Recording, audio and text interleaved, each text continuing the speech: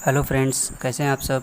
आज हम बताएंगे आपको रूट ऑफ ड्रग एडमिनिस्ट्रेशन का क्लासिफिकेशन, जो फार्माकोलॉजी बुक से लिया गया है। तो हम आपको इसका क्लासिफिकेशन बताएंगे, इसके सारे हेडिंग बताएंगे और इसका फ़्लो चार्ट बनाकर दिखाएंगे और फिर आपको हम समझाएंगे भी।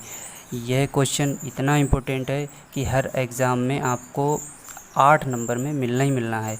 तो आपको ये याद करना है, इतनी अच्छी तरीके से याद कर लो कि ये कभी भूले ना। और ये बहुत ही ज़्यादा इम्पोर्टेंट है, लगभग 99% आता ही आता है।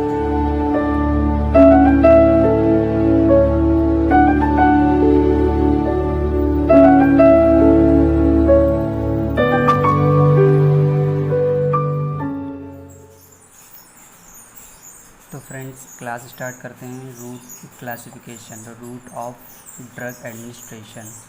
तो मुख्य रूप से ये 3 टाइप से होती हैं, थ्री टाइप से होती हैं। Number 1 oral route. Oral route को हम दूसरे नाम से भी जानते हैं, एंट्रेलर रूट्स। एंड दूसरा होता है पेरेंट्रल रूट एंड तीसरा होता है लोकल एप्लीकेशन।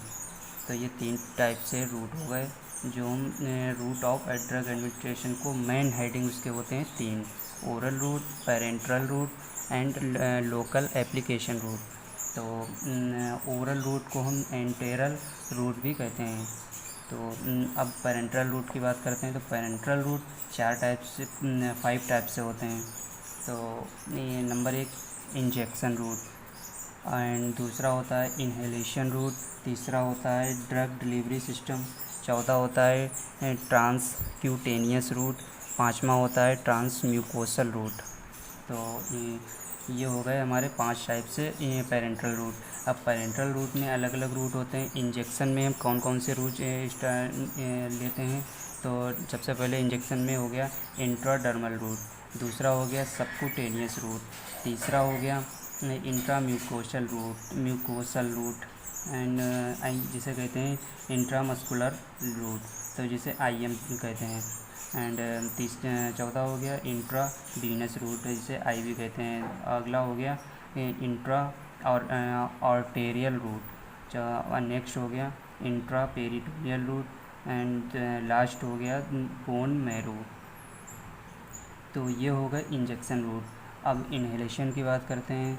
तो इन्हेलेशन सिर्फ एक ही प्रकार से होते हैं। तो इसका एडवांटेज डिसएडवांटेज ये हम अभी आपको बताएंगे। तो अगला हो गया ट्रांसक्यूटेनियस रूट। तो ये 4 प्रकार से होते हैं। आइटोफोरेसिस रूट हो गया, इंजेक्शन रूट हो गया, जेट इंजेक्शन हो गया, एडेसिव यूनिट हो गया। एंड ट्रांसम्यूकोसल रूट में हम सबलिंगुअल हो गया, ट्रांस नज़ल हो गया, ट्रांस रेक्टल हो गया। तो अब हम इसका बताते हैं लिखने का तरीका। तो सबसे पहले इसका ओरल रूट हेडिंग डालेंगे, उसे ब्रैकेट में इंटेरल रूट भी डाल देंगे। तो इसकी थोड़ी सी थ्योरी लिखनी है, जैसे 2-4 लाइनें कि ओरल रूट क्या होता है। जो हम ओरली, जैसे कोई भी मेडिसिन मुंह के द्वारा लेते हैं तो वो ओरली रूट हो जाता है। तो इसके बारे में लगभग 10-12 लाइनें लिखनी है कि वो किस प्रकार से कैसे लेते हैं, किस किस के थ्रू लेते हैं। और फिर उसका अगला हेडिंग डालेंगे एडवांटेज डिसएडवांटेज। तो एडवांटेज में इसकी अच्छी बातें, जैसे इस रूट से क्या क्या फ़ायदे होते हैं वो लिखने हैं एडवांटेज में, और डिसएडवांटेज में इस रूट से क्या क्या नुकसान होते हैं वो लिखने हैं। तो और अगला रूट लिखना है पेरेंट्रल रूट।